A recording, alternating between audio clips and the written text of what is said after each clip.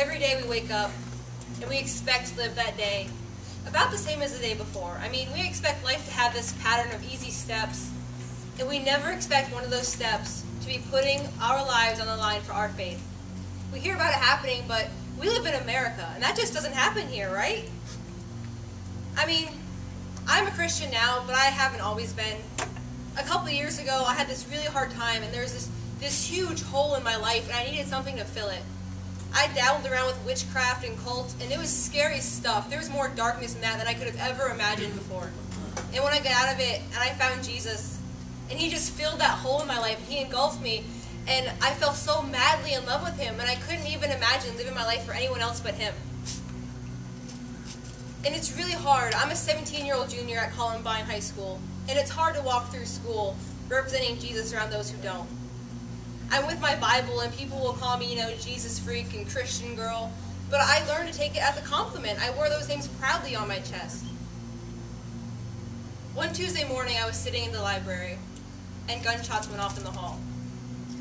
The students, they immediately panicked. They were pushing chairs over and tables and each other, and they're just trying to get out of the library into somewhere safe. And the teachers, they were doing a really good job of trying to calm them down.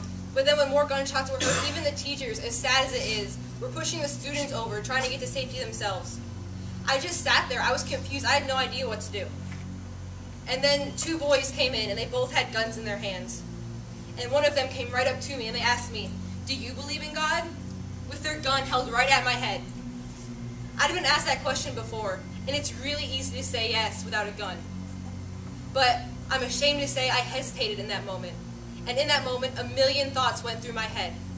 If I said yes, I would surely die. And I'd never see my friends again, or my family. The life I had lived would be all that I had, and I wasn't too proud of that life. But what if I said no? Would they kill me anyway? And even if they didn't, how would I live knowing that I had denied God? How selfish is that, when he gave everything to me, and I can't even give my life for him? I looked down at the Bible in front of me, and the verse that caught my eye said, "For me, to live is Christ, and to die is gain." To die is gain, so what did I have to lose? I looked up into the boy's eyes, and I felt sorry for him. I knew that my God would protect me, but he didn't know my God. And I would never get to share my God with him, because as I looked in his eyes, I said, "Yes, I believe in God," and he pulled the trigger.